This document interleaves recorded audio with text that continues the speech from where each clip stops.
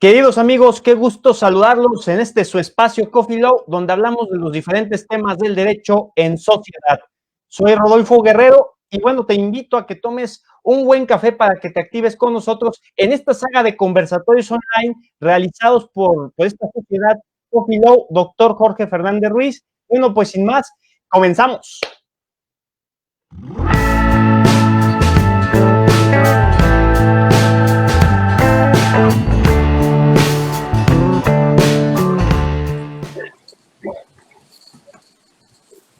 Bueno, queridos amigos, lo prometido es deuda. En este espacio no nos vamos a cansar de repetir lo importante que es saber adquirir las nuevas habilidades que necesitamos bajo este contexto que para nada es la nueva normalidad, es la nueva realidad. Y para el abogado es importante optimizar y vivir. Ese es el hashtag hoy de las redes sociales.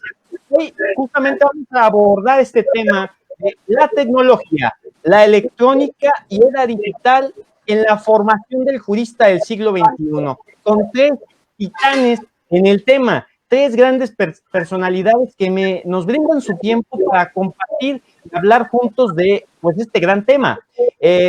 A continuación los presento. Nos acompaña la doctora Alma de Los Ángeles Río Ruiz. Ella es catedrática e investigadora de la Universidad Nacional Autónoma de México. Y qué gusto que nos acompañe, querida doctora, en esta saga de conversatorios. Al contrario, el gusto es mío. Muchas gracias, Rodolfo. Buenos días.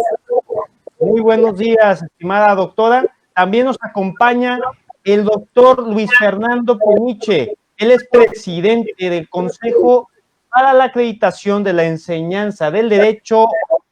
Bienvenido, estimado doctor Fernando. Muchas gracias, Rodolfo, gracias por la invitación, gracias a mis compañeros por permitirme compartir este espacio con ustedes. Gracias. Muchas gracias. También nos acompaña desde Perú el doctor Carlos González Palacios. Él es profesor investigador y catedrático de la Universidad de San en el Perú. Bienvenido, estimado doctor. Muchísimas gracias, Rodolfo, y muchas gracias también a quienes me acompañan hoy día en esta patria grande que es Latinoamérica.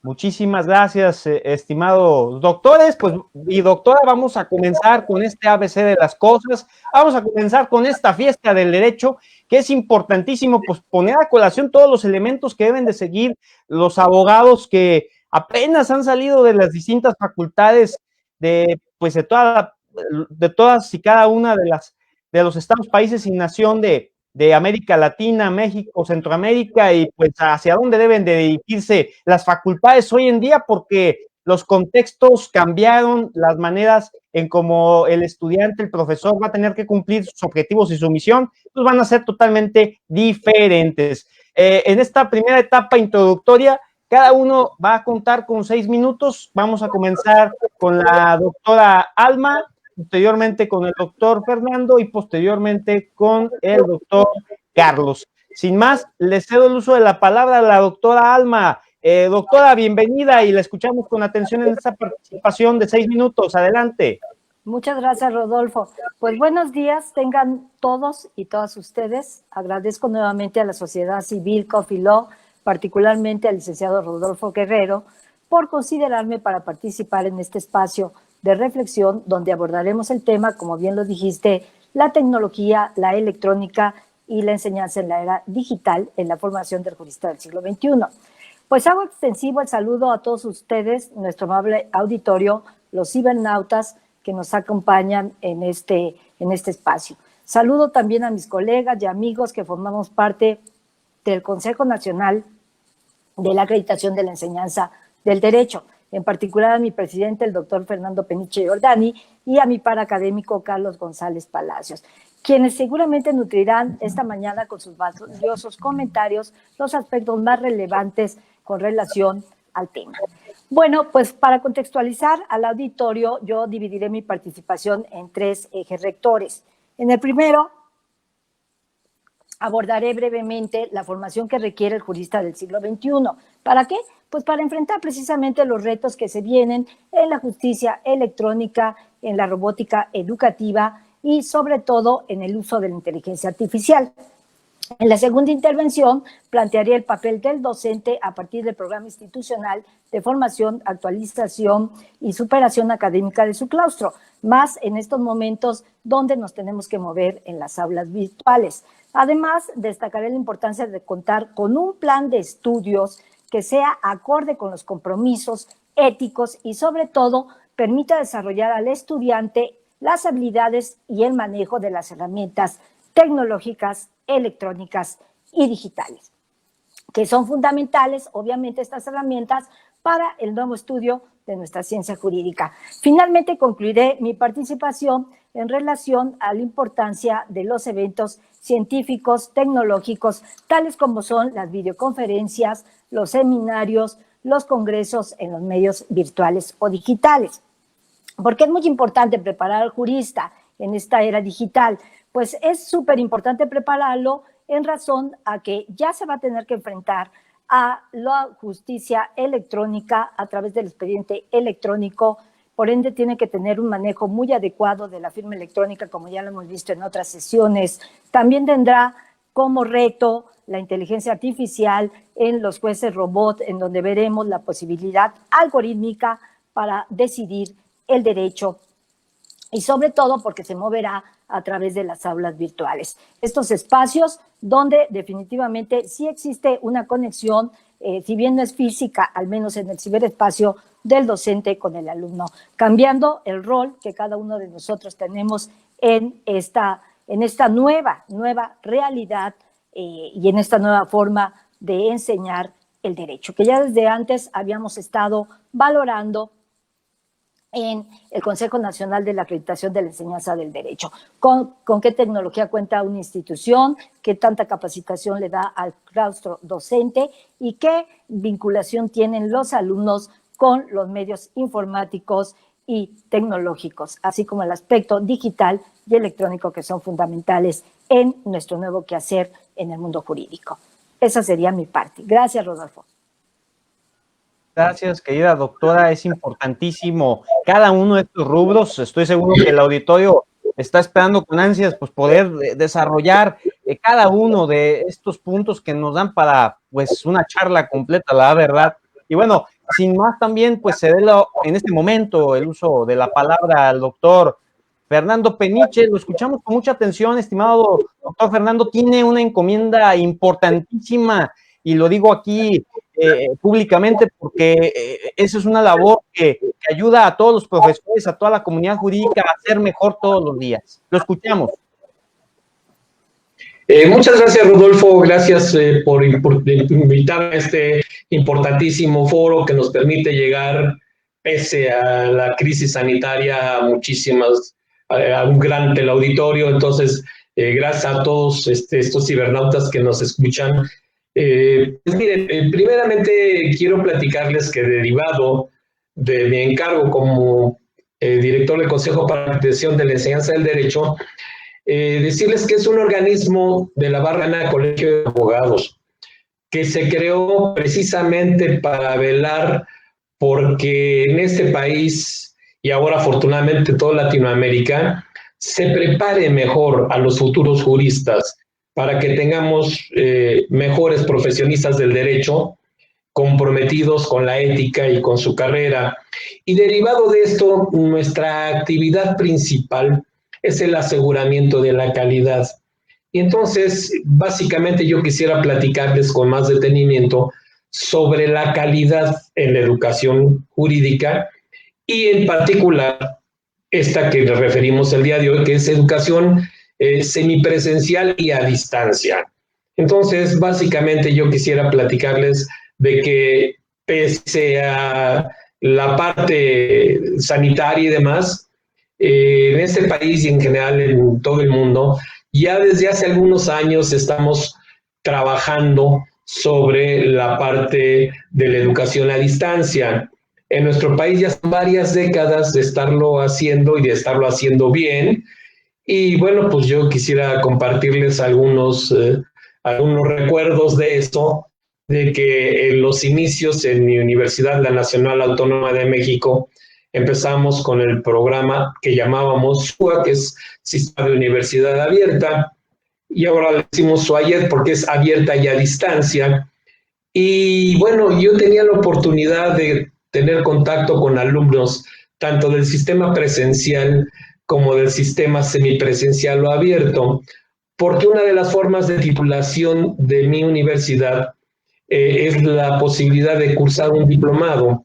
Yo tenía en ese entonces el encargo de un diplomado de Derecho del Trabajo y ahí confluían alumnos tanto del sistema presencial como del sistema abierto. Y bueno, lo que quiero llegar con toda esta perorata es para decirles que la calidad de unos y otros es igual, que el título que les otorga mi universidad no dice si egresó del sistema abierto o del sistema presencial. Es diferente, pero la esencia es la misma porque el plan de estudios es el mismo y entonces nos preocupamos por la calidad en ambos rubros y necesitamos que los alumnos tengan las capacidades y las habilidades necesarias para un buen abogado. Y eso en los dos sistemas funciona. Entonces, me gustaría luego platicarles qué onda con esa calidad en la educación jurídica. No sé. Gracias, Rodolfo. Gracias, desde luego cada uno No de sé si me... nos mueven demasiado, doctor Fernando, dado a que no es lo mismo tener un conocimiento de la profesión que tener el conocimiento pedagógico para la enseñanza del mismo. Entonces, será importantísimo también cómo juegan estos dos roles en esta nueva realidad. Ahora, doctor Carlos, desde el Perú, queremos conocer en este primer acercamiento, en esta primera participación, pues los puntos que considera oportunos que deba de conocer nuestro auditorio, el mundo jurídico. Adelante. Muchísimas gracias, Rodolfo. Agradezco la iniciativa, la invitación y por este intermedio también permítame saludar a mis colegas y amigos con los cuales hemos compartido labor ya hace algunos meses, a la doctora Alma de Los Ángeles y al doctor Fernando Peniche. Siempre es un placer poder compartir con ellos. Fíjese, esta conversación es tal vez ya la manifestación o lo que pone en marcha varios de los elementos que se plantean en el tema de hoy.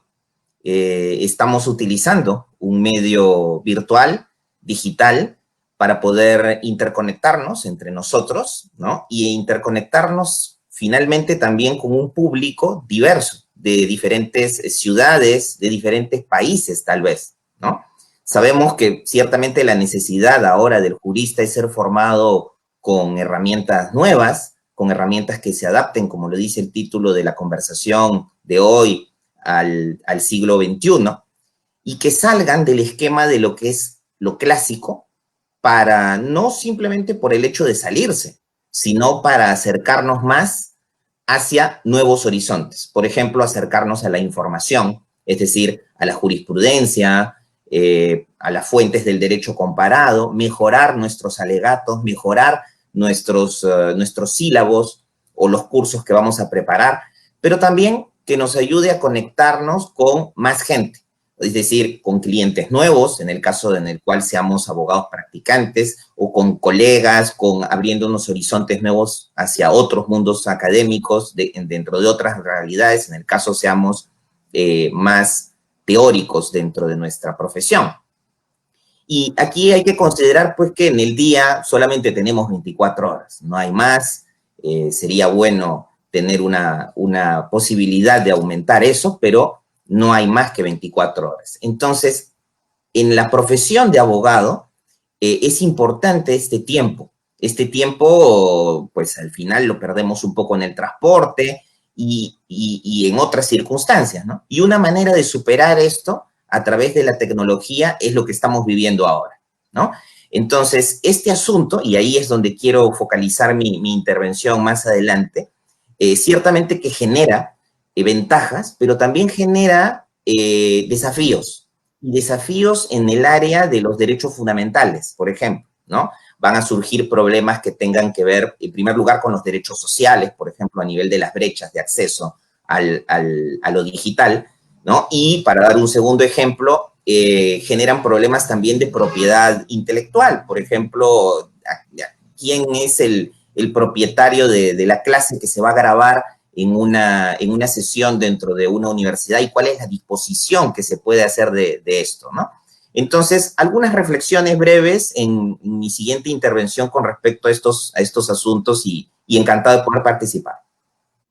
No, al contrario, estimado doctor Carlos, es importantísimo lo que menciona, desentraña justamente en este desafío de la educación digital, de lo físico a lo virtual, pues cómo hay una desigualdad lamentablemente en donde muchos estudiantes de las diferentes licenciaturas, de los diferentes espacios en donde se aprende esta hermosa profesión, pues carecen de corriente incluso eléctrica, no se diga pues el acceso al internet. Entonces son cosas importantes que también se tienen que trabajar desde los diferentes ejes rectores que conforman pues cada uno de los países en cuestión. En este caso, bueno, vamos a conectarnos directamente a este desarrollo ya de los temas con el doctor Fernando Peniche para que nos diga estas consideraciones tan importantes, doctor. Básicamente, ¿cuál es esta simbiosis que debemos de entender entre el derecho y las tecnologías de la información y comunicación? Y bueno, pues cómo están cambiando toda esta realidad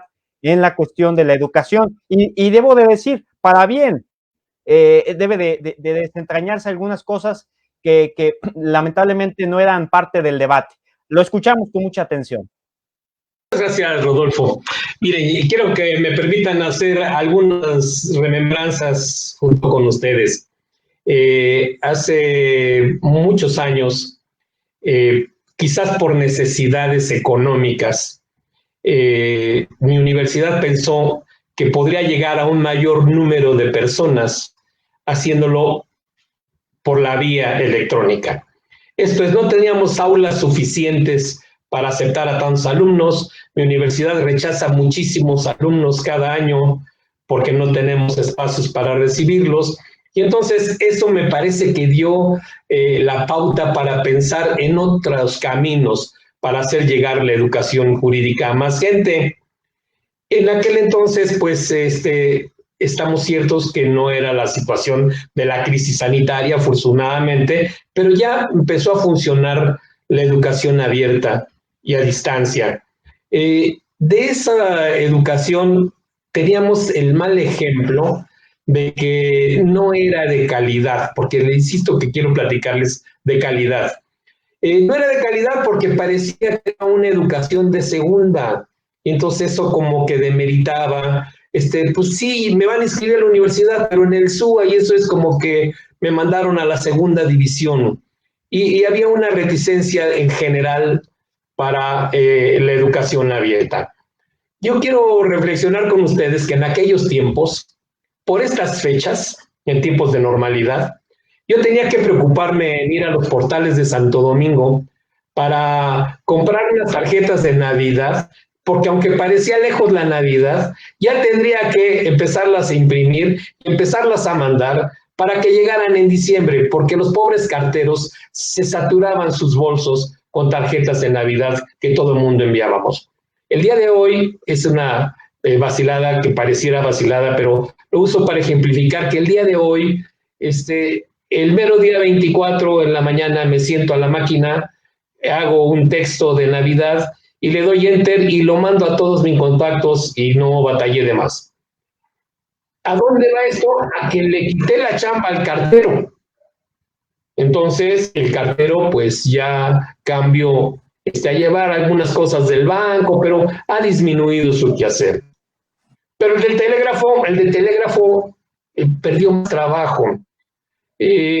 Hace unos poquitos días, cuando yo estudiaba la primaria, en clase nos enseñaban a redactar un telegrama para poder decir mucho con muy pocas palabras.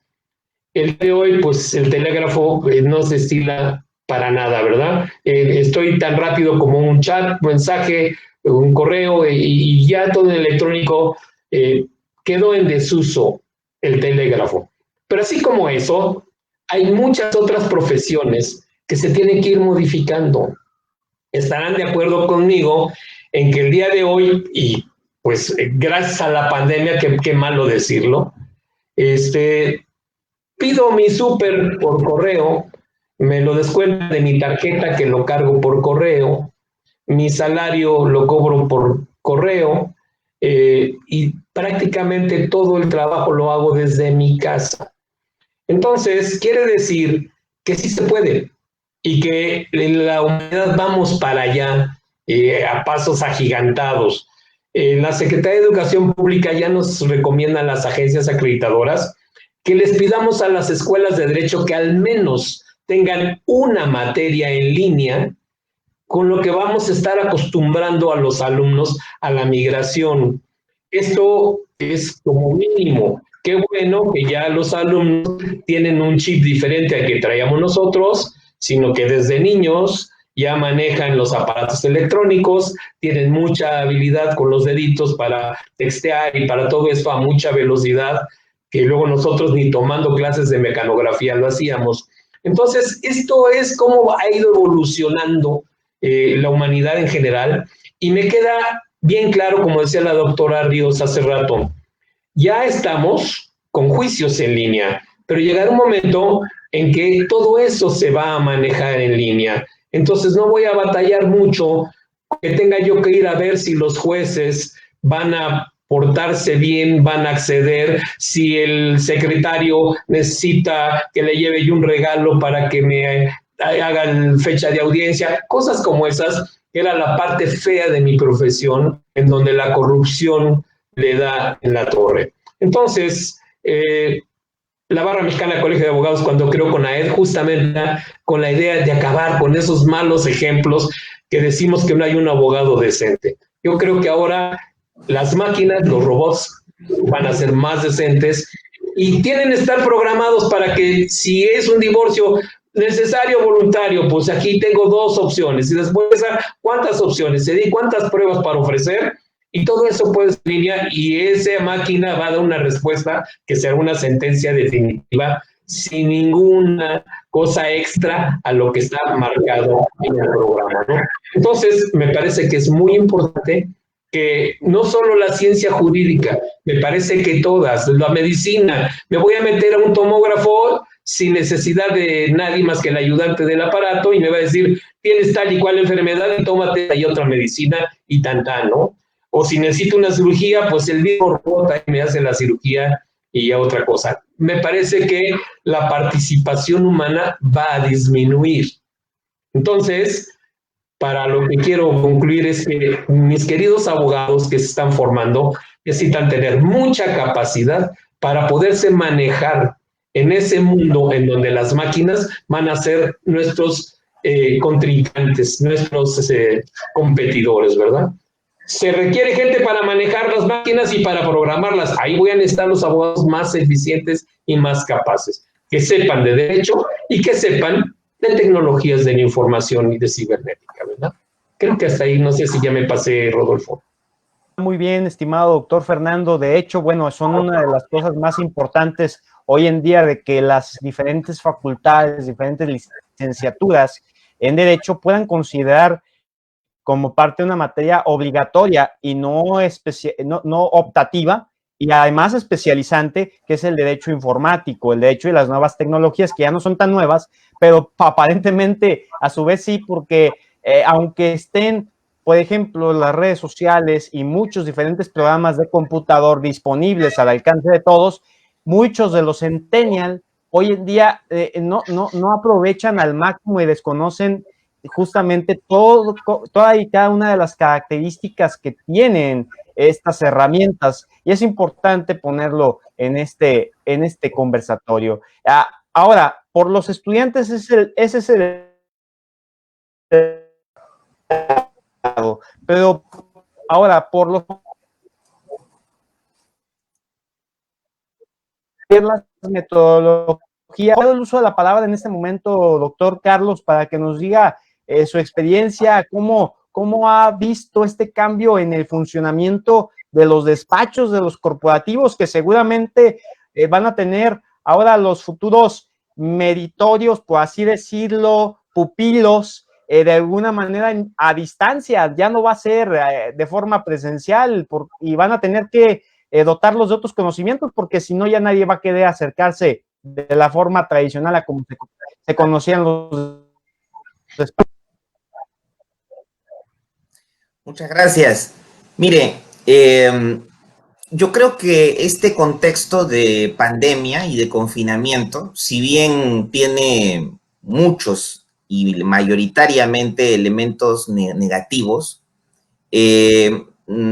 siempre se presentan dentro de los contextos negativos, incluso dentro de las guerras, que es el peor contexto que puede existir para una sociedad, algunos avances y algunos elementos que pueden mejorar en el futuro a la sociedad, ¿no? En este contexto, en el actual, este confinamiento nos ha obligado a superar algunos límites o si se le puede llamar algunos remilgos con respecto al uso de la tecnología.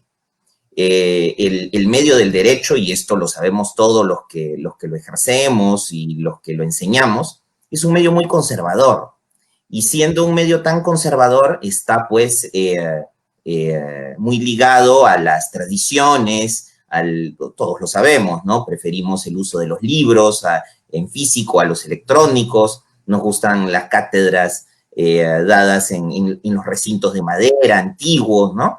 ¿Por qué? Porque forma parte, pues, de la idiosincrasia, de la tradición del abogado, ¿no? Esto es así, y yo creo que no es éticamente ni malo ni bueno, es una realidad, ¿no? Entonces, es ahí donde estos remilgos, de repente, en relación al uso de las tecnologías puedan justificarse, pero no podemos negar que estamos avanzando en el tiempo y que este avance, quizás ya no mirando hacia el siglo XXI, sino más allá, ¿no? Hacia el siglo XXII, nos obliga a adaptarnos a la realidad de las nuevas tecnologías, lo cual finalmente ha sido acrecentado por el contexto actual del COVID, ¿no? Como decía, este asunto, sin embargo, nos va a presentar problemas que debemos tratar de superar a nivel de los derechos fundamentales, ¿no? Cada vez que han habido avances en la tecnología, cuando existió el automóvil, cuando la electricidad llegó a las ciudades, esto provocó problemas, ¿no? Por ejemplo, la definición que existía del robo en la época de la generalización de la electricidad no abarcaba a esta y se tuvo que adaptar la definición a ella para las personas que pretendían pues sustraer el servicio eléctrico, ¿no? Y lo mismo con respecto al automóvil, donde no había un derecho relativo a este y ahora pues el derecho automotor y el código de la ruta o del tránsito, ¿no? Depende cómo se diga entre los diferentes países, es una rama propiamente dicha. En materia de nuevas tecnologías, creo que hay todavía mucho por construir. Así como existen sistemas adolescentes, yo creo que este es un sistema o una rama del derecho que aún está en un estado de infantil. Es decir, vamos a pasar no solamente por una construcción y un crecimiento a nivel cuantitativo de las normas, regulaciones, sino también, pienso, por crisis de adolescencia, cuando este sistema madure un poquito más, que van a significar encontrar equilibrios, ponderaciones entre diferentes concepciones cuando se negocie un poco el contrato social de lo que queremos construir como sociedad volcada hacia las nuevas tecnologías. Y aquí es donde se van a confrontar muy probablemente no solamente visiones, sino también derechos de algunos, ¿no? Esto ya lo hemos visto, por ejemplo, a nivel laboral, con respecto a casos que en todos nuestros países han sucedido ya en algún momento en relación a los correos electrónicos corporativos, ¿no? La información a quién le pertenece y cuánto yo como empleador puedo buscar, investigar, acceder sin violentar el derecho a la intimidad, a la vida privada de mi trabajador, ¿no? Entonces, ese tipo de problemáticas se van a presentar muy probablemente de forma más repetitiva conforme avance la tecnología y se vaya introduciendo no solo en nuestra profesión, sino también en nuestras vidas, ¿no? Como bien lo decía el doctor Peniche hace algunos minutos, yo puedo recibir mi salario electrónicamente, trabajar electrónicamente, estar en contacto con mis colegas electrónicamente y todo lo puedo hacer electrónicamente, a tal punto que yo puedo nunca encontrarme físicamente con una persona y trabajar con ella. No puedo yo nunca haber visto el dinero con el que me pagan en un mes y haberlo recibido y habérmelo gastado, ¿no? Entonces, introduciéndose esto dentro de nuestras vidas, necesariamente genera conflictos y confrontaciones entre los diferentes derechos fundamentales que nuestros respectivos tribunales constitucionales, antes nuestros legisladores y luego nuestros respectivos tribunales constitucionales, tendrán que resolver, ¿no? Ahora, justamente entrando un poquito más al contenido, dentro de los propios derechos fundamentales, lo decía en la primera intervención, han generado ciertos problemas que probablemente sean parte del debate en el futuro en nuestros diferentes estados, ¿no? Y hablaba de los derechos sociales en primer lugar y de las libertades en segundo lugar, ¿no?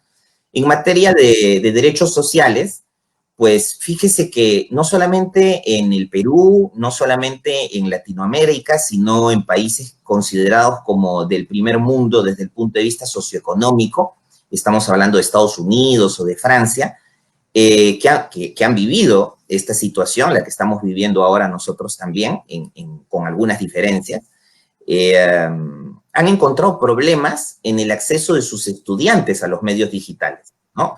En Estados Unidos, por ejemplo, 3 millones de niños y adolescentes no tienen acceso al Internet. Y no tienen acceso no solamente por una cuestión de falta de cobertura, que eso es el mínimo de casos, sino sobre todo por la indisponibilidad de medios económicos para poder pagar el acceso a Internet, ¿no? Y estas carencias de un servicio que ahora debería ser considerado tal vez como básico, ¿no? Porque nos permite acceder a una serie de elementos que tienen que ver con nuestro desarrollo personal. Esta carencia afecta más que todo estudiantes que provienen de minorías, ¿no? Y de ingresos bajos o de hogares donde los padres tienen menos educación, fíjese, ¿no? Estas son investigaciones realizadas a partir de los censos y de la data que tienen las propias empresas de telefonía y de Internet, ¿no?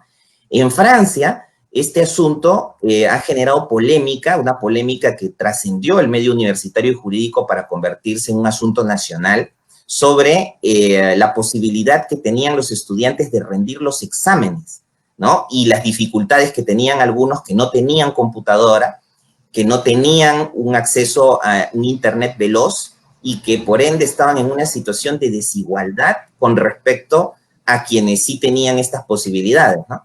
Entonces, este asunto, fíjese cómo, no habiendo sido tratado, no por una cuestión de mala fe de las autoridades ni nada, sino habiendo sido dejado de lado, porque aún, como digo, es un tema infante, ¿no? Genera desigualdad de oportunidades por la falta de acceso a la tecnología, ¿no? Algo que se conoce muy bien como la brecha digital, ¿no? Y esta brecha digital, su propio nombre lo indica, una brecha es una separación, es un agujero, un gran cañón entre unos y otros, ¿no? Y lo que desea una sociedad, el objetivo de un Estado, no es pues acrecentar las diferencias, sino más bien intentar ligar a unos con otros, no para crear un Estado igualitario a nivel de materialmente, ¿no? Sino a nivel de oportunidades, ¿no? Entonces, ahí es donde muy probablemente lo que se deba hacer en el futuro es considerar, así como se ha considerado en su momento, y fue toda una batalla a nivel de derechos fundamentales, incluir al derecho al agua, el acceso al agua, dentro de la categoría de derechos fundamentales. Probablemente dentro de algunos años sea el Internet también considerado como un servicio básico, elemental, que quizás ya no sea tampoco parte de un conglomerado de elementos que se puede quizás negociar como se hace ahora, sino que tal vez podría ser un elemento público, ya se está explorando y Facebook, Mark Zuckerberg tuvo esa idea ya hace unos 5 a 6 años, ¿no? De pactar con algunas alcaldías en Latinoamérica. Aquí se tuvo la idea de hacerlo, luego se abandonó el proyecto, para que dentro del pago de los arbitrios anuales esté incluido también el pago de Internet con plataformas que puedan tenerlo de manera pública, ¿no? Entonces, esos son los nuevos elementos que podrían venir a nivel de derechos sociales. Ahora, para ser muy corto y no acaparar mucho el tiempo a nivel de libertades, ¿no? Como lo decía, esto también genera problemas, por ejemplo, en relación a la propiedad intelectual, a la vida privada, ¿no? A mí me toca en estas circunstancias hacer clases a distancia, las hago desde mi casa, ¿no? Y haciéndolas desde mi casa, bueno, se generan una serie de elementos, ¿no? Que pueden ser también problemáticos, por ejemplo, desde el punto de vista de la libertad de cátedra, ¿no? Antes, bueno, o hasta ahora, ¿no? Prevalece la idea de que lo que uno efectúa dentro de su clase, ciertamente que va dentro de un programa, pero ese control no puede limitar la libertad de expresión que tiene el docente en relación a la forma en cómo da su cátedra, ¿no? Ahora, siendo registrado esto y permaneciendo en un almacenamiento y pudiendo ser visto por coordinadores, autoridades o alguien, esto da lugar a que pueda existir tal vez un control mayor, lo cual podría, si no es bien manejado, no a nivel de calidad, sino a nivel de posicionamientos, quizás hasta ideológicos, poder limitar o mellar, vamos a decirlo así, la manera en cómo un docente esté brindando su clase, ¿no? Entonces, estos asuntos también deben ser tratados, el derecho a la intimidad, al manejo de los datos de los propios estudiantes y, como lo decía hace rato, también a la propiedad de a quién pertenecen finalmente las clases que se están brindando y esos videos, ¿no? Imaginemos que una universidad decida, pues bueno, si las clases siempre son las mismas en el semestre 1, 2, 3, 4, dejemos que el profesor haga la clase en el semestre 1, la grabamos, la enlatamos y nos va a servir pues para el siguiente semestre y el subsiguiente, ¿no? Entonces, hay que encontrar límites en relación a estas prácticas que ciertamente son positivas porque el mundo está avanzando en ese sentido, pero debemos encontrar ponderación para que los derechos fundamentales, en lugar de colisionar, puedan complementarse, ¿no? Esa sería mi primera intervención, don Rodolfo. Te agradezco mucho, estimado doctor y amigo Carlos, por esta explicación tan larga y puntual, abarcando demasiados puntos como los derechos humanos de cuarta generación, realidades sociales que pues son muy difíciles de poder evolucionar, modificar, y bueno, desde luego ese último punto que abordas es parte total del cambio. Bueno, pues sin más, ya está con nosotros en este desarrollo. Alma, doctora, le cedo el uso de la palabra, adelante. Muchas gracias, Rodolfo. Bueno, ya ven cómo la tecnología falla, ¿no? Prueba de ello es esto. En esta segunda intervención, deseo yo manifestar que hay que reconocer que la formación tanto del profesor como del estudiante en esta era digital, pues nos están obligando a cambiar obligatoriamente, casi podríamos decirlo, a desarrollar nuestras capacidades, nuestras habilidades, nuestras destrezas, sobre todo proyectadas en el campo del análisis, de la síntesis, de la crítica, de la discusión, el razonamiento de la investigación y la innovación, así como la creatividad, la gestión de información jurídica, la redacción, entre otros tantos elementos. Pero hay que reconocer que también toda esta enseñanza del derecho pues va muy de la mano con la inteligencia artificial que se está aplicando en nuestro campo jurídico. Entonces es muy importante señalar que el binomio alumno-profesor en el hoy está obligado a utilizar las herramientas electrónicas, tecnológicas, digitales. ¿Para qué? Pues para innovar la profesionalización de la ciencia jurídica, de la enseñanza, del aprendizaje. Aquí el gran problema se va a dar en la vinculación entre el aspecto teórico y el aspecto práctico. Prácticamente ya está el tribunal electrónico, el tribunal en línea y todo este quehacer fáctico de la ciencia jurídica, pues lo estamos viendo. Miren, hay que recordar que aproximadamente desde la década de los 60, 70, 80 se viene este cambio vertiginoso de la era digital y muchos investigadores expertos en la materia, sobre todo inteligencia artificial, han venido planteando ideas tecnológicas. ¿Para qué? Pues para almacenar y estructurar la información jurídica. E incluso, fíjate bien, algunos han centrado su atención en lo que llaman hallar la probabilidad decisional algorítmica del derecho. Esto es decir, cuando nos vamos a enfrentar a la robótica, donde tú lo sabes que en varias partes del mundo ya hay jueces robot, en China creo que es el ejemplo más claro, pero no solo va a ser que el abogado, con el manejo de estas habilidades y esta formación, pueda, insisto, competir con la máquina. Si bien es cierto que la máquina está programada por el hombre, también es cierto que tiene más rapidez, más efectividad y por ende lo que nos obliga a comprender que tenemos que enseñar a nuestros alumnos en estos nuevos modelos. Algunos considerarán que son modelos inéditos, novedosos, pedagógicos, ¿no? Implementar aulas virtuales en donde el alumno de posgrado, de licenciatura, pues tenga la necesidad de construir su propio conocimiento. ¿Para qué? Para lograr un aprendizaje significativo.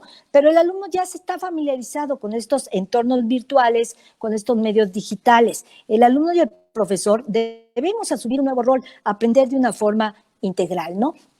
Entonces ha llegado un momento en el que la enseñanza del derecho pues ya se desarrolla fácticamente en aulas virtuales, en plataformas digitales. Acuérdate que está la Open University, la Universidad Abierta, Online University, la Universidad a Distancia, Universidad en Línea, y ahora este modelo presencial ha tenido también que migrar hacia el ciberespacio. Ahorita los cibernautas que están conectados con nosotros y están viendo en vivo este evento. Entonces, si el jurista que estamos formando va a ser un jurista que tenga que vivir en la justicia electrónica, que tenga que enfrentarse a la inteligencia artificial, pues ¿qué sigue? Pues lo que sigue es hablar de la robótica educativa, y la robótica educativa entendida como un sistema de enseñanza interdisciplinar que permitirá al alumno construir su propio modelo y su propio programa informático. Obviamente, esta construcción estará destinada hacia los robots, a los robots que ejecutarán las órdenes humanas, ¿sí? Pero obviamente el alumno, el profesor tiene que estar perfectamente familiarizado, tenemos que estar obligados en un momento dado a estar familiarizados con los dispositivos programables. Entonces la era digital ya nos alcanzó, ya estamos aquí, ya el nuevo milenio, las generaciones de este nuevo milenio, pues se relacionan en otra dinámica social muy diferente a las nuestras. Ellos usan redes sociodigitales, es su principal herramienta de integración, de aceptación a prácticas mediatizadas. Hay nuevos roles tanto sociales, familiares, culturales. El proceso de enseñanza-aprendizaje pues no ha quedado al margen, ¿no? Todos utilizamos plataformas, Blackboard, Zoom, Moodle, sesiones a través de Internet, Facebook Live, correo electrónico, WhatsApp, Skype, Claro, ¿no? Todo esto hace posible una interacción y un intercambio de archivos en diferentes formatos. Obviamente esto va a generar una nueva comunicación vía remota. Entonces, aquí existe la imperiosa necesidad de que nos adaptemos al uso de las tecnologías digitales, las multimedias, y sobre todo prestemos atención, nosotros como docentes, en elaborar contenidos críticos, reflexivos, más que manejo de herramientas instrumentales. He ahí donde verdaderamente radica esta revolución, esta innovación que nos permite visualizarnos como docentes y alumnos del siglo XXI. Estamos creando un nuevo perfil de estudiante del derecho y debe de tomarse en cuenta todos estos aspectos. Sobre todo, estamos conscientes, como bien lo dijo el doctor Fernando Penicho y el doctor Carlos, en un proceso de acreditación. Es muy importante, insisto yo, en que los programas institucionales de formación, actualización y superación académica estén muy conscientes de que el profesor y el alumno tienen que manejar la tecnología del aprendizaje y conocimiento, las TACs, las tecnologías de la información y comunicación, las TICs, el manejo de la web 1.0, la web 2.0 y, ¿por qué no?, hasta las tecnologías del empoderamiento y participación. ¿Para qué? Insisto, para que podamos elaborar contenidos académicos de calidad pedagógica, con información actualizada, donde nuestros alumnos desarrollen y nosotros mismos estas capacidades, estas competencias. No olvidemos que el estudiante virtual tiene que desarrollar las mismas para resolver de una manera más rápida, más eficiente, todos los problemas. Entonces, la ventaja de esto es que tenemos que estar predispuestos al cambio, predispuestos a la innovación, a la toma de decisiones, a los retos que nos requiere el nuevo quehacer jurídico. Entonces, yo concluiré esta parte de mi intervención señalando que en cualquier proceso de enseñanza-aprendizaje, en los planes y programas de estudio, y sobre todo en la malla curricular, debe de contemplarse los aspectos que nos está exigiendo la nueva era tecnológica, digital y electrónica. Debemos incorporar asignaturas que se ocupen de la formación del jurista, a efecto de que todos los egresados que salgan de las universidades y entren al campo laboral manejen todas estas herramientas. Obviamente esto va a permitir incrementar el nivel de estudio. Utilizaremos múltiples recursos para alcanzar, como lo dijeron mis compañeros, no solo la alfabetización digital, sino lo que llamamos hoy la robótica inclusiva en claustro docente y en los alumnos. Entonces, la formación del profesor tiene que estar ubicada en cuanto a aspectos pedagógicos que permitan comprender y mejorar este desarrollo, tiene que estar ubicada en la formación tecnológica para desarrollar las destrezas y, sobre todo, la nueva realidad educativa que estamos viviendo y que se da a partir del uso y las herramientas digitales y tecnológicas. Gracias, Rodolfo.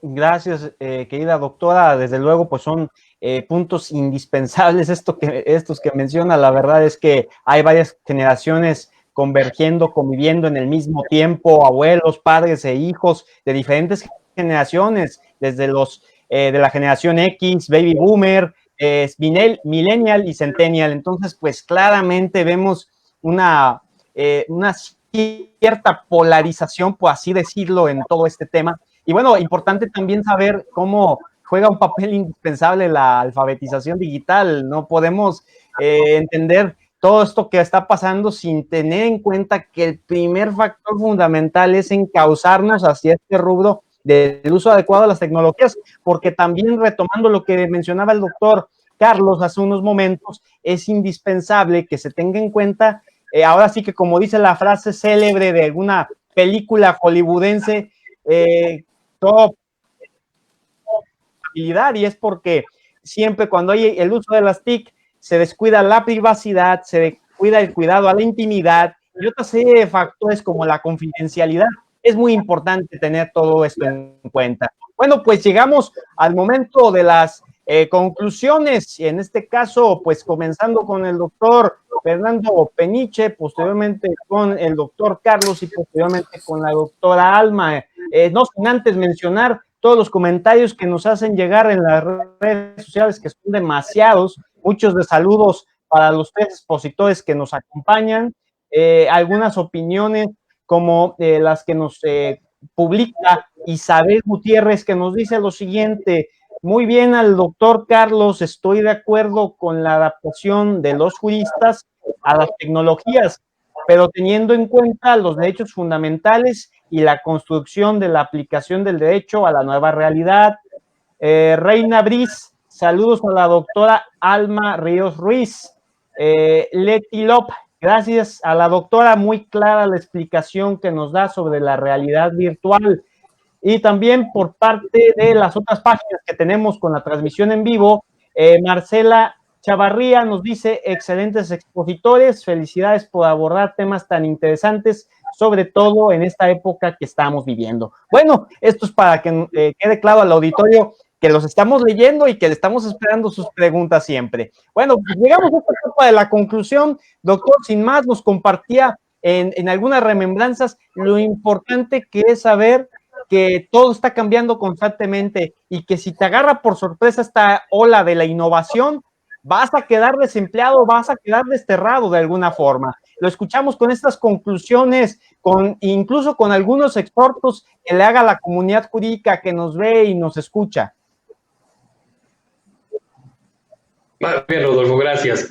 Miren, quiero concluir, por supuesto, que antes y ahora y después es muy importante la calidad educativa, que no tenemos que descuidar que nuestro ejercicio tiene que ser con calidad, porque eso es lo que nos lleva a ir avanzando. Cuando nos olvidamos de la calidad, caemos en la mediocridad y eso nos lleva hacia puros problemas. Quiero decirles que en este país, afortunadamente, hay muchas instituciones que están preocupadas por la calidad educativa y que entonces se vuelven instituciones confiables para que los alumnos puedan estudiar derecho. Tenemos 64 de calidad en este país y, bueno, en Centro y Sudamérica, que no me alcanzaría el tiempo para citarlas a todas, pero sí existen. Es cuestión de consultarlo. Tenemos una página para que consulten una por una si la universidad a la que pretendan ir a estudiar Derecho es una escuela de calidad. ¿Cómo sabemos si es de calidad? Pues porque tenemos procesos de aseguramiento de la calidad en donde nos preocupamos por rubros internacionales que nos permiten estar ciertos que un programa educativo es de calidad. En particular, los programas de enseñanza a distancia. Les quiero decir que la UNAM desde hace muchos años lo tiene y que es muy confiable los programas del sistema abierto de la Universidad Nacional Autónoma de México, pero también los tenemos acreditados y confiables los de la Universidad del Valle de México o los de la UNITEC, que son instituciones que se han preocupado por la educación en línea.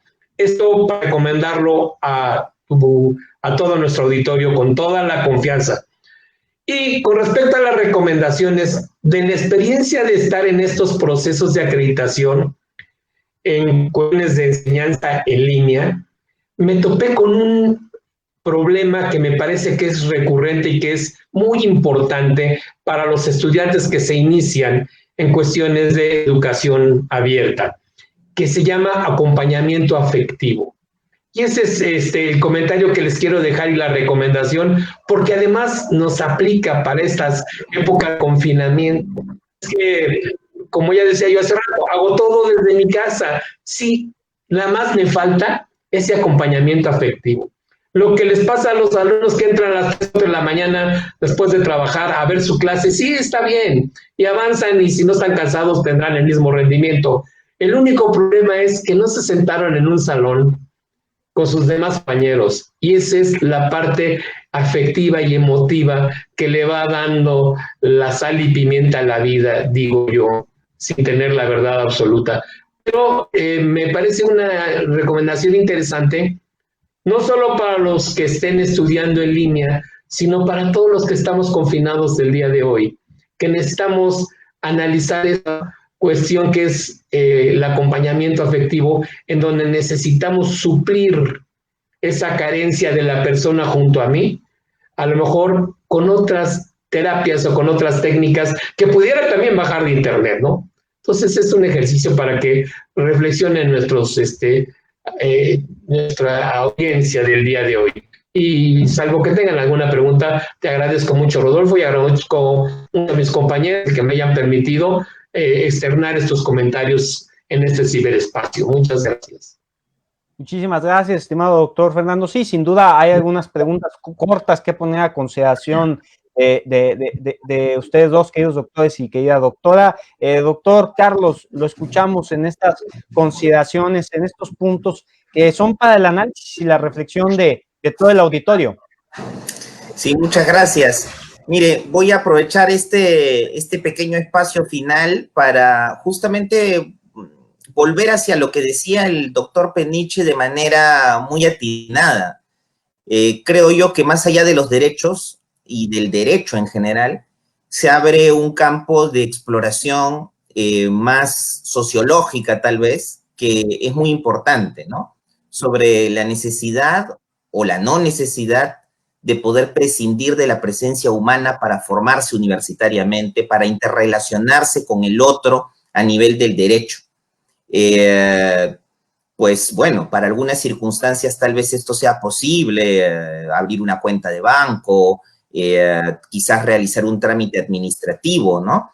Pero tal vez para transmitir conocimientos incluso, ¿no? Es decir, el logos puro, es decir, acceder a una información propiamente dicha, en la frialdad del logos, ¿no? Pero quizás esto sea menos efectivo para transmitir habilidades blandas. El método no presencial tal vez no se adapte tanto al contexto de lo que es el ser humano.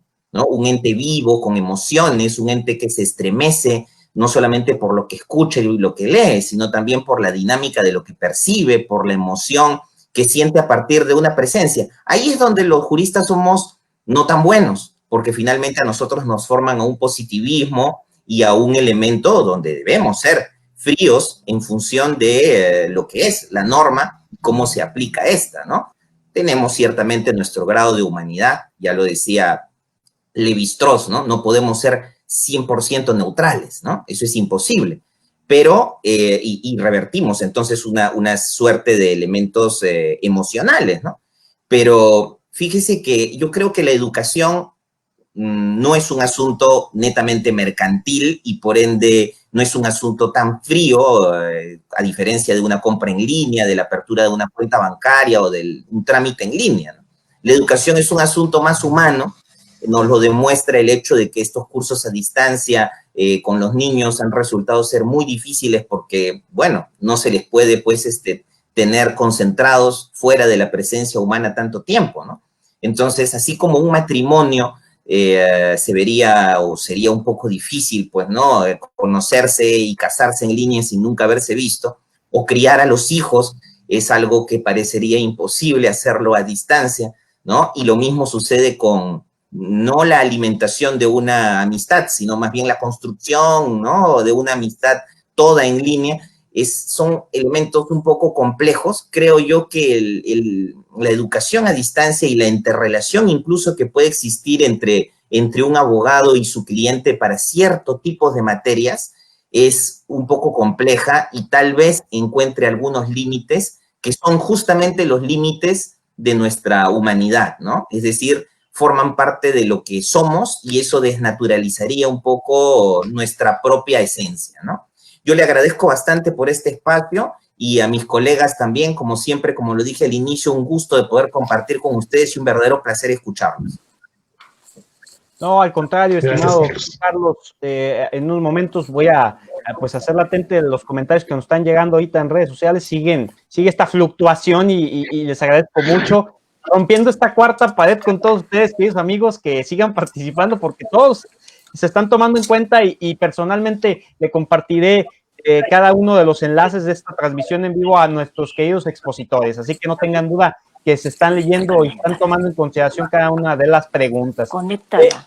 Querida doctora Alma, bueno, pues estamos muy deseosos de saber estos puntos que ha preparado para todo el auditorio en relación a las reflexiones y a los puntos de conclusión que tiene. Así que adelante.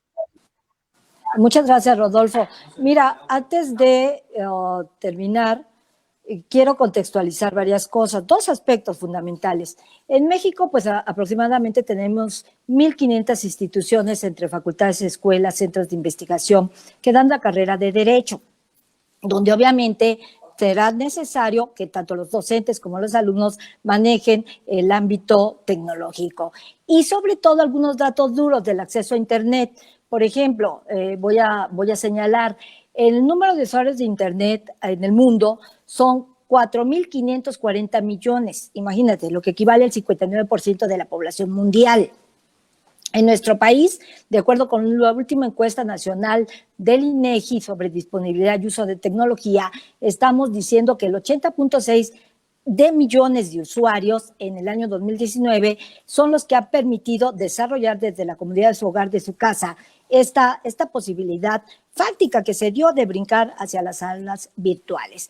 Entonces, el 70,1% de la población, sin duda alguna, tiene acceso a este servicio, ¿sí? Solamente falta que se incorpore un 29,9% de la población, que es la que carece de la red.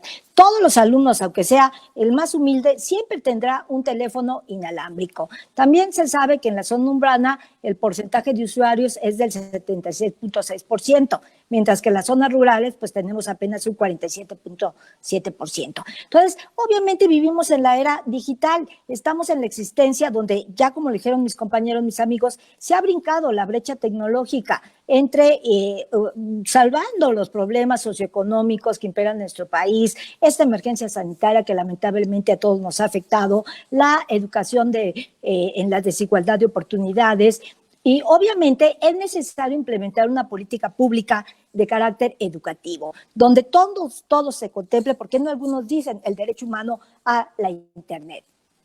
Entonces, una prueba de ello, de que hemos manejado en las redes, en los espacios, es esta sesión que tan amable nos invitaste de Coffee Law. Los medios virtuales hoy tienen una preponderancia, han logrado mantener precisamente la actualización de estos temas, tanto de alumnos, de docentes, de público en general, a través de videoconferencias, foros de análisis, discusión, simposios, coloquios, en fin, un sinnúmero de actos digitales que estamos ya perfectamente familiarizados con los entornos online, en línea, ¿no? Entonces hemos podido sobrepasar las barreras territoriales y hemos creado vínculos con colegas de otras partes del mundo, donde hemos intercambiado el conocimiento, las experiencias, y obviamente todo esto deberá ser tomado en cuenta en un proceso de acreditación. Y como dice el doctor Peniche, sin perder el punto de vista de la excelencia académica, ¿no? Entonces, todo esto nos ha permitido, para concluir, encontrar nichos de oportunidad de nuestra labor docente, de los alumnos, para crecer, para mejorar, para plantearnos, para replantearnos, ¿no? Yo quisiera concluir simplemente señalando que precisamente la migración a las aulas virtuales pues ha significado una oportunidad para todos de reflexionar, de reconocer la importancia del entorno digital, electrónico en el que desarrollamos nuestra práctica docente. Estamos aprovechando la eficiencia, la eficacia, la pertenencia de las herramientas tecnológicas. Estamos formando al jurista del siglo XXI. Nos estamos reformando, reactualizando nosotros mismos para poder entender nuestra labor docente. Entonces, el impacto que tendrán el uso de las TIC, las TAG, las TEB, la web 1.0, la web 2.0 en la formación del alumno y del profesor serán un elemento fundamental en los retos que nos depara las próximas décadas en las que vamos a vivir. Tendremos avances significativos, tendremos ya muy diseñado el esquema de la educación digital y estamos reconociendo que hay múltiples obstáculos que superar, pero nos estamos formando y estamos sacando lo mejor de nosotros en este nicho de oportunidad que nos está abriendo la tecnología, la electrónica y la era digital en la formación del abogado. Muchas gracias, Rodolfo. Importantísimo todo esto que nos menciona, cada uno de los puntos que nos han compartido, queridos doctores, querida doctora, en este espacio. La verdad es que sirva siempre para pues ver que el punto a la evolución es justamente desaprender todos los días, todas las semanas, porque para nada estamos en un contexto en donde las cosas van a seguir como antes de la pandemia, para nada, y hay que quitarnos ese pensamiento de la cabeza. Justamente, bueno, haciendo latentes los comentarios que nos han llegado por las redes sociales, específicamente en la página de Facebook Coffee Law y en la de Café Jurídico por Facebook, encontramos una pregunta en la de Café Jurídico, esta de Martín Moncada Estrada, nos dice: doctora Alma, para usted, ¿la situación actual sería un reto para las universidades en sus programas educativos? Es una pregunta. También por Coffee Law nos dicen, importante lo que nos comentan sobre la privacidad del docente y por ende la propiedad intelectual. Esta pregunta este comentario se me hace muy interesante también, porque retomando lo que nos decías, estimado Carlos, y ya aquí me estoy tomando la confianza de tutearlo, si me lo permiten, estaba comentando justamente lo importante que es de este contexto, que por cierto ya se está tomando en cuenta en la Organización Mundial de Propiedad Intelectual, que es la consideración de la inteligencia artificial con la propiedad intelectual y obviamente su vínculo primordial con cada uno de los inventores. Entonces, en este caso, bueno, ¿qué deberían de considerarse por parte tanto de las universidades como tal? En esta pregunta que hicieron dirigida a la doctora Alma, pero en la cual, si quieren emitir comentario, adelante. Y también en relación a la propiedad intelectual y a la privacidad, algún comentario que deseen abonar. No sé, comenzamos primero con usted, querida doctora Alma, y ya posteriormente su comentario, doctor Fernando Peniche, y su comentario, estimado doctor Carlos. Doctor Alma, ¿qué responde a esta pregunta que nos llegan por las redes sociales? Sí, pues mira, muchas gracias a mi gran amigo Martín Moncada y también a nuestra gran amiga, la maestra Zipatli. O sea, de verdad que están súper conectados en su calidad de juristas innovadores y les agradecemos mucho. Definitivamente, Martín, como Martín fue director de la Universidad de Mazatlán de Derecho, y con él establecimos hace aproximadamente 2 años la sede de educación a distancia en esa entidad federativa. Entonces, desde hace 12 años ya veíamos venir esta era digital, ya estábamos muy conscientes de que la educación tendría que brincar no solo a través de una educación en línea, online, sino también a través de las famosísimas aulas virtuales. Entonces, sí es preponderante, como lo ha dicho también el doctor Peniche, la acreditación de la enseñanza del derecho en un sistema de universidad abierta y en un sistema de educación a distancia. La calidad académica en el ciberespacio, el alumno no está solo, tiene un acompañamiento donde efectivamente, como lo dicen mis colegas, tenemos que hacer sentir el calor humano a través de estas redes. Yo no tengo que ver a Martín, no tengo que ver a Zipatli, no tengo que ver a Reina, a todos los que están conectados, porque yo siento que están dando seguimiento y les agradecemos mucho en este proceso. Entonces, esa sería mi opinión, en que definitivamente es una realidad. No vamos a cambiar en ningún momento. Esto no tiene regreso. Al contrario, tenemos que ir con una visión de futuros abogados. Y en cuanto a la propiedad intelectual, pues, se cuestiona mucho, ¿no?, el derecho a la imagen, se cuestiona mucho la privacidad. Ahorita estaba yo en un lado de la casa de ustedes y me tuve que cambiar a otro porque no tenía buena recepción. Entonces, uno decide cuando entra a una red social qué quiere proyectar, qué desea obtener de esa imagen, ¿sí? En muchas ocasiones se critica porque pone uno la foto y uno platica, que no es lo mismo verle al sujeto la cara, estar en vivo, pero yo creo que todo esto tendremos que irlo ajustando, que se vendrán demandas, que se vendrán inconformidades, pero pues sí, ni modo, pero es el reto que nos está llevando la era tecnológica, electrónica y digital, Rodolfo.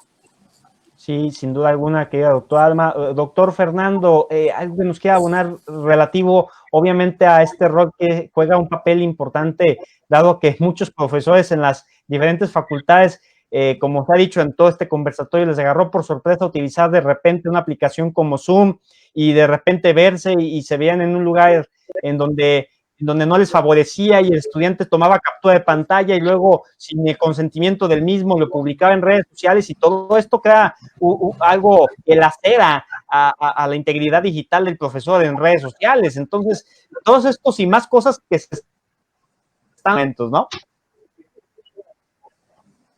Gracias, Rodolfo. Quiero aprovechar, miren, la ciencia jurídica es bien dinámica y bien cambiante. Para ilustrarles, tengo en mis manos ahorita una nota legislativa publicada el lunes 29 de junio por el Senado de la República. Y son reformas a la Ley Federal de Derecho de Autor en materia de medidas tecnológicas de la información. Ya nada más con esto les quiero decir que el día de hoy, tan llano como eso, ya tenemos que actualizarnos en cuestiones jurídicas, pero también en cuestiones de tecnologías de la información.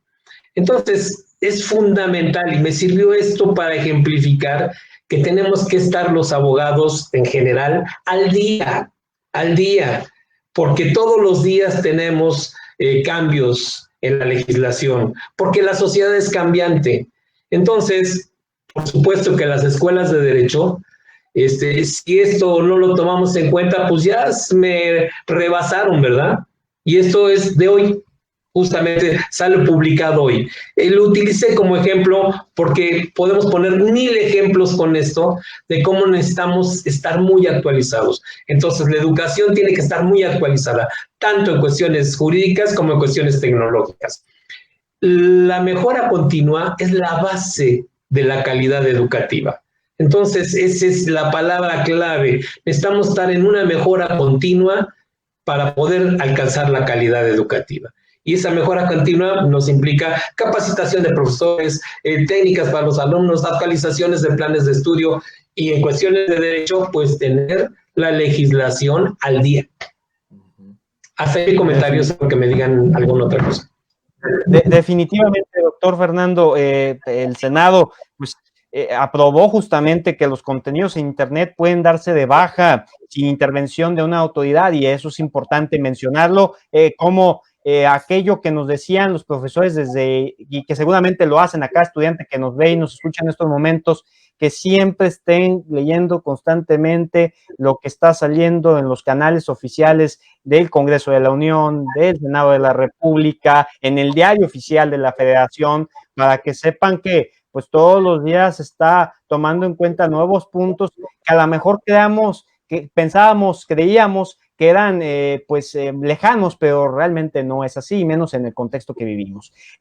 Doctor Carlos, relativo justamente a este punto que nos explicó al inicio de la propiedad intelectual, que en estos momentos están tomándose nuevas consideraciones, debo de decir, pues en estos contextos de patente, en estos contextos de derechos de autor, bueno, estamos viendo innovaciones incluso por cosas más allá de lo que podríamos haber imaginado, como el caso, por ejemplo, en cuestión de derechos de autor, como se dio el caso de un monito que tomó una foto y se debatía, oye, pues, ¿quién es el dueño de la imagen? El monito se tomó solo la imagen, ¿no? De la fotografía.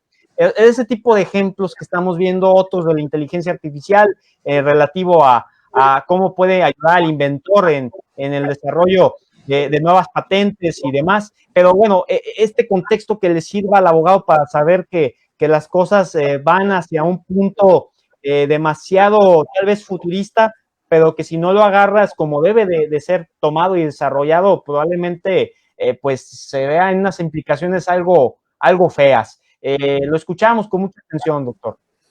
Sí, muchas gracias. Pues fíjese que este asunto, con respecto a la pregunta que se ha realizado a través de las redes, abre una caja de diversos elementos que tienen que ver con el aspecto del binomio clásico entre libertades y seguridad, ¿no?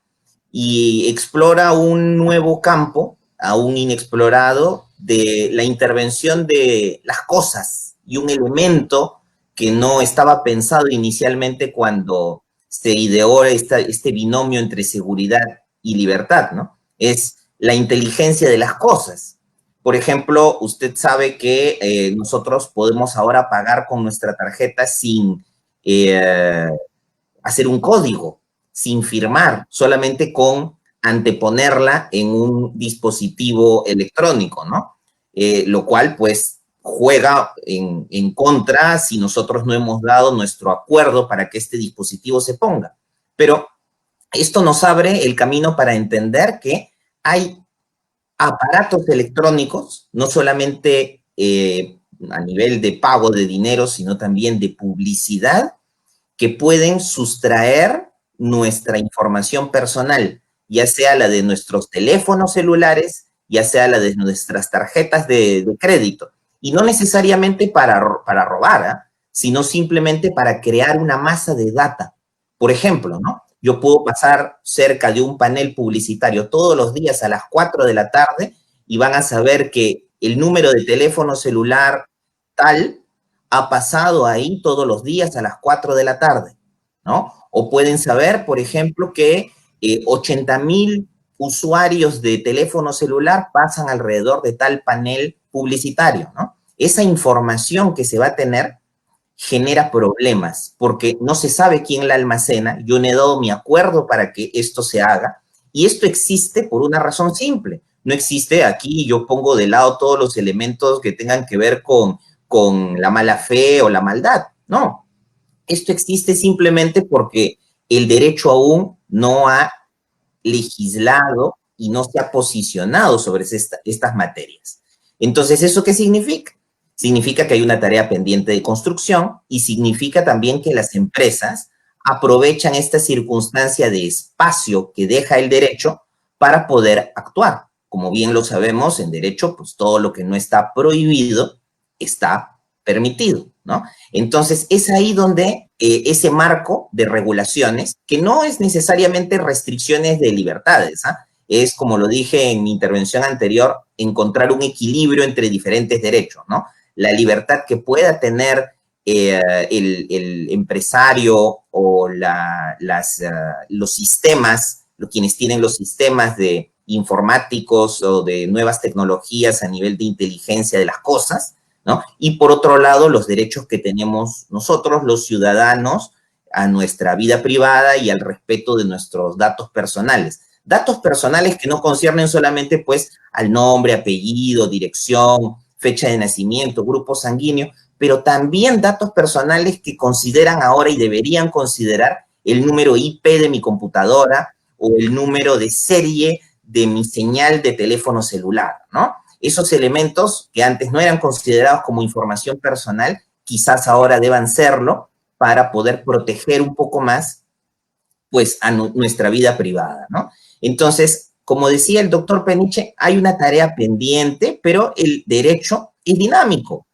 Y yo tengo confianza que en muchos de nuestros países esto se va a regular de manera conveniente. Por eso este tipo de debates, este tipo de reflexiones dejan una semilla, ¿no? Ciertamente un debate nunca resuelve todos los problemas, pero dejan una semilla sentada ahí para que la reflexión pues aumente, ¿no? Y se genere una dinámica que en algún momento se transformará en doctrina y también en transformación del derecho, ¿no? Carlos, agradezco mucho esta importante reflexión. Vaya que pues toda la convergencia que está dándose ahorita en las redes sociales por parte de las comunidades que están escuchando y viendo este conversatorio, pues se manifiestan con muchos comentarios de felicitación y de afecto. Letty Love dice gracias al doctor Fernando. Muy didáctica la ponencia, muy favorable para el conocimiento jurídico. El usuario Cocine Art dice felicitaciones y saludos al doctor Carlos, muchísimas felicidades. Y bueno, pues con esto nos damos cuenta que no solamente pues este espacio ayuda para la convergencia de ideas, sino que también impulsa que muchos otros empiecen a ver las cosas de otra manera y que empiecen a actuar al respecto. Seguramente, pues bueno, vamos a estar haciendo nuevos ejercicios en donde la pregunta para el espacio es, ¿aceptan el reto de una participación secundaria bajo estos temas, doctor Fernando, doctora Alma, doctor Carlos? Claro que sí. Por supuesto, Rodolfo. Sí, con mucho gusto. Compartir con la sociedad nuestras experiencias jurídicas, cuente con ellos. Los docentes tenemos ese compromiso desde que nacemos. Muchísimas gracias, les agradezco mucho. Desde luego, pues, bueno, una recomendación rapidísima que a mí me gusta preguntarle siempre a los invitados por tradiciones, ¿qué libro leer ahorita que están en encierro muchos estudiantes y muchos abogados para que, pues, vayan en contexto con lo que estamos hablando? ¿Qué libro les recomendarían leer que en lo particular sientan que es algo favorable en estos momentos de confinamiento? Doctora Alma. Bueno, muchas gracias. Primero, antes que nada, agradecer la atenta invitación, haber compartido esta mañana el foro con el presidente del Consejo Nacional de la Acreditación de la Enseñanza del Derecho, el doctor Fernando Peniche, mi amigo Carlos, que nos acompaña desde Perú, y sobre todo a mí me gustaría que pues leyeran nuestro libro que editamos profesores de distintas universidades, que se llama Las nuevas tendencias de la enseñanza del derecho en la era digital.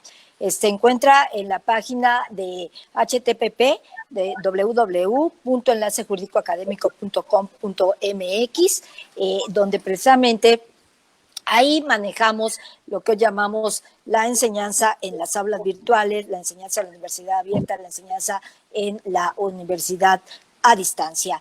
Asimismo, pues hay un sinnúmero de, pudiéramos decir, de algunos otros libros muy interesantes de era digital, como es el aprendizaje del auténtico, ¿cómo se llama? Aprendizaje auténtico se llama para la era digital. Ese libro es de la editorial Trillas y está también muy interesante y muy ad hoc con el tema que estamos tratando. Muchísimas gracias. Doctor Fernando.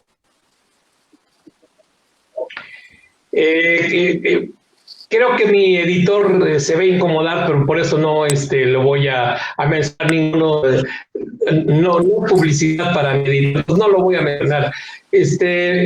Como estoy un poquitito más romántico el día de hoy, yo quisiera recomendarle a todos los que nos escuchan el día de hoy, por si no lo han hecho, que lo hagan por primera vez, y ya lo hicieron, que relean Juan Jacobo Rousseau, El contrato social.